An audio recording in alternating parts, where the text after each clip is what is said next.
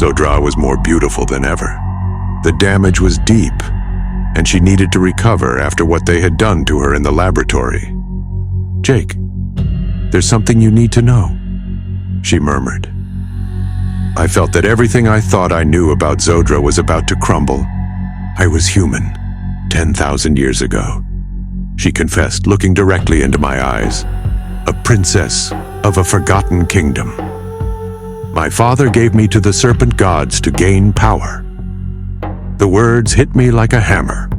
10,000 years. All this time I had believed I knew her story, but I knew nothing.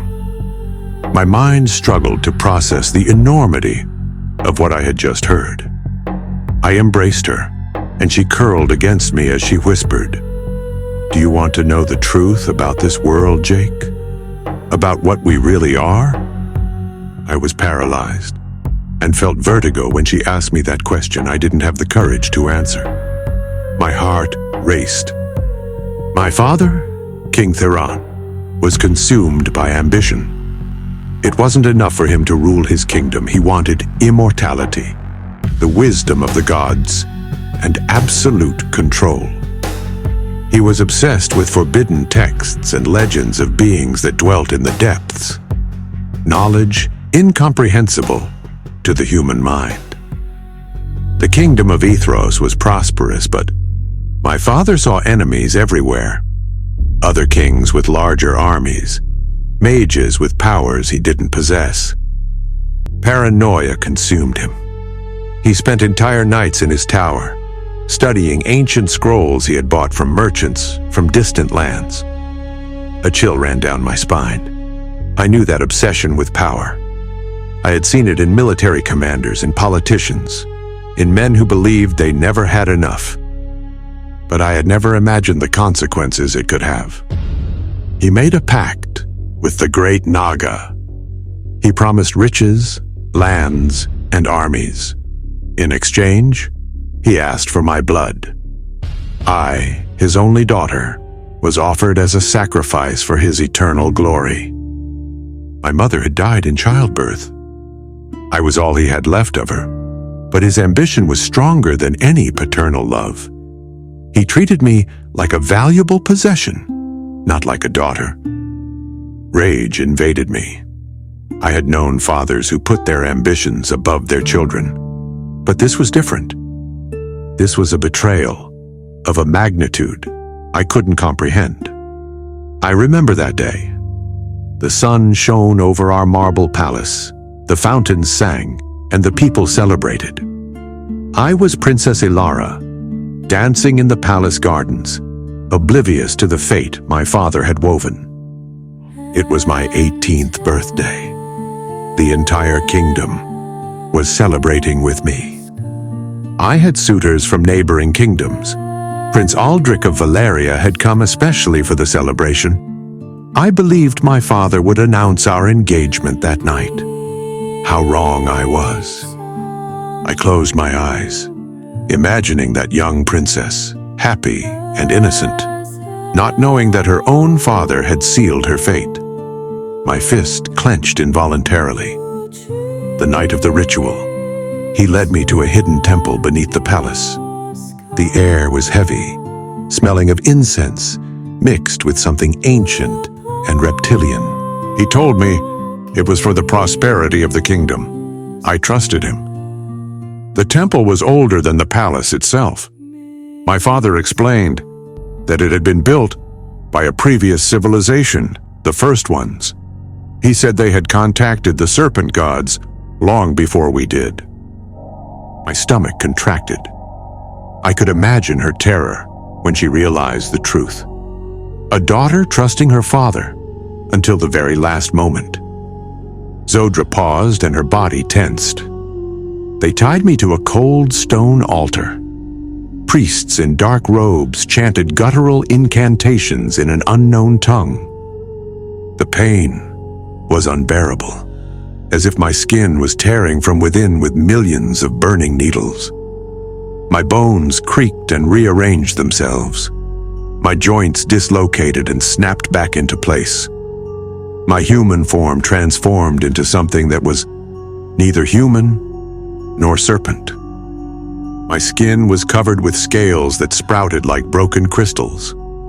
My eyes ignited in yellow, and my teeth sharpened with the hunger of a newborn predator. And my father?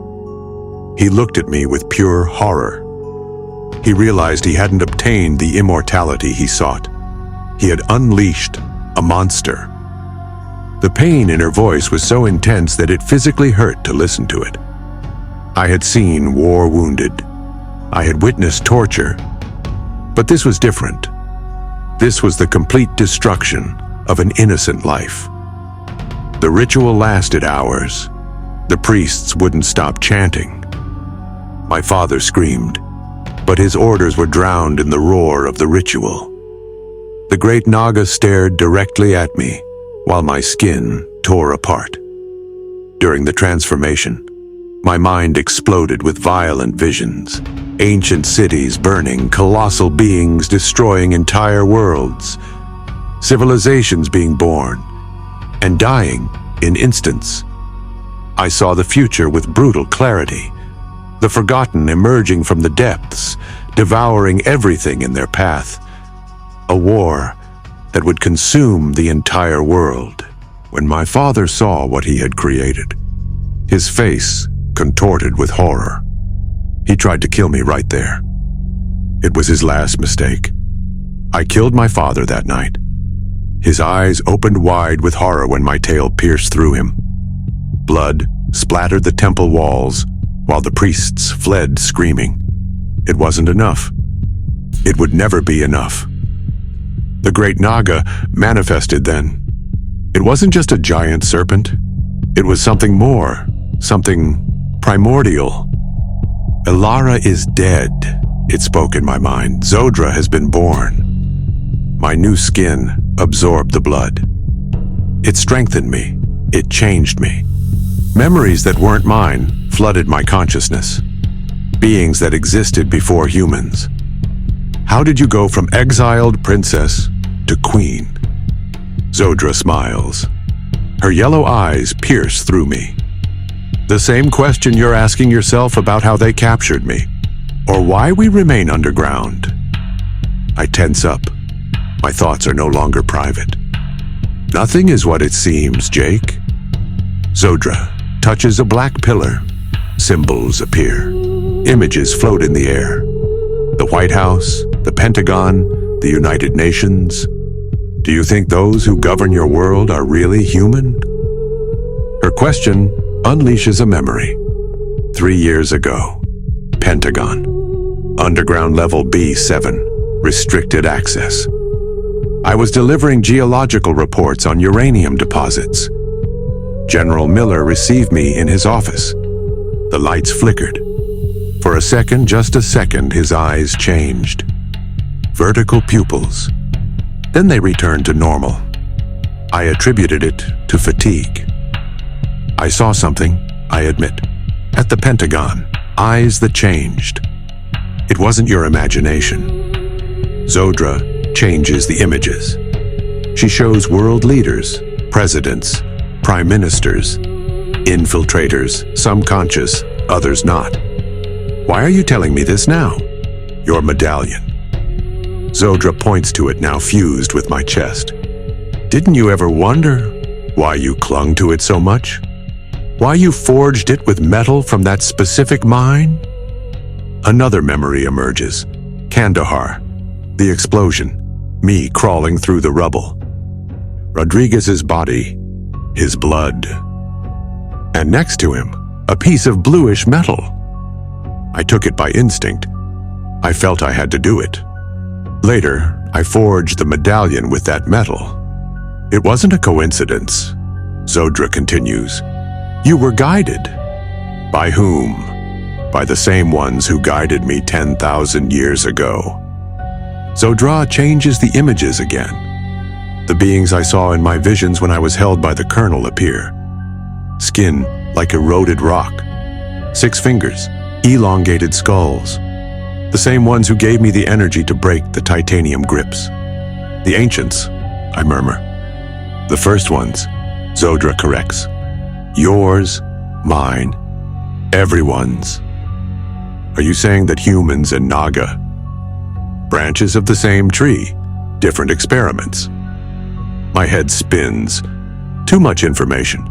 Too many implications. Why did the Colonel call me Specimen 7? Because you are the 7th attempt. Zodra turns off the images, the first to survive the complete transformation. And the other 6? They failed. Their bodies rejected the change. I remember the tanks in the laboratory, the bodies, some human, others Naga, some mixed. Project Chimera, she said. A clumsy attempt to recreate what the ancients perfected millennia ago. Zodra stares at me intently. Her yellow eyes shine in the gloom. Who am I really? Am I human? Am I a clone? You are more than that. Zodra approaches. You are the culmination of 10,000 years of waiting. I don't understand. Your DNA is unique. You're not just a clone.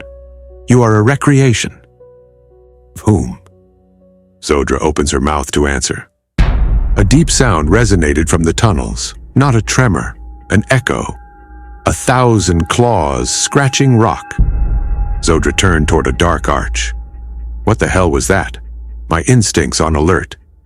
We've been detected, Zodra whispered. The energy you released, your activation, has been a beacon. The Colonel? My muscles tense, claws ready. Something much older, something we ourselves fear, the forgotten. I looked toward the darkness. I saw them. First 2 red dots, then a dozen, then 100. Eyes in the gloom, approaching, a horde. Shapes with too many limbs, twisted horns. We have to fight. I positioned myself in front of her. Fighting won't work. There are too many. Run! The forgotten emerged. I launched myself at them with a roar. My claws tore through their chitinous skin. I hurled them through the air. Zodra's tail split creatures in 2. We fought back to back. For everyone that fell, 3 more appeared. Jake, the wall behind you! Zodra screamed. The symbol! Your reactor! I turned. A carving on the wall glowed with blue light. The forgotten lunged. I placed my hand on the symbol. I concentrated all my energy in my chest. Now! Zodra shouted. I unleashed the energy. Blue light exploded from my chest like a key. The light traveled through the symbol. The walls slid open with a thunderous roar, revealing a hidden grotto. Get in! Zodra pushed me. We leaped through just as the wall closed, leaving the horde of red eyes trapped. We landed in a new tunnel. The door sealed. Almost total darkness, broken only by the rhythm of my chest. Zodra, my voice hoarse in the darkness. I need to know. Who am I? Prince Aldrich of Valeria. Her voice soft, almost a whisper. My betrothed. What? 10,000 years ago. The night of my sacrifice. The prince, who came to ask for my hand. Impossible. Your DNA, preserved in the palace catacombs. The Colonel found it. Why? To lure me, to capture me. And why did you search for me for 10,000 years? Zodra approached in the darkness. I felt her hand on my face, cold, scaly, but gentle. Because only with you can I break the curse. Her voice trembled. Only a child born of both of us can restore my humanity. A child? The perfect union. The one my father tried to prevent. A new tremor shook the tunnel. Stronger than the previous ones. Rocks fell from the ceiling. We have to move. Zodra took my arm. The Forgotten will find another entrance. Where to? To the surface, to the outside world. And then what? Zodra looked at me. For the first time, I saw something in her eyes. Something human. Hope. Complete what we started 10,000 years ago. We advanced through the tunnel. The reactor in my chest illuminated the path. Each step took us away from the forgotten. Each step brought us closer to a destiny I didn't understand, but felt as my own. I wasn't Jake. I was Aldrich, a prince of a forgotten kingdom, the betrothed of a princess turned monster, and now her only hope of redemption. Thank you for joining me on this journey. If you want to discover what will happen when Jake and Zodra reach the surface, comment, "I want part 5," and hit the bell. Your support makes this story possible.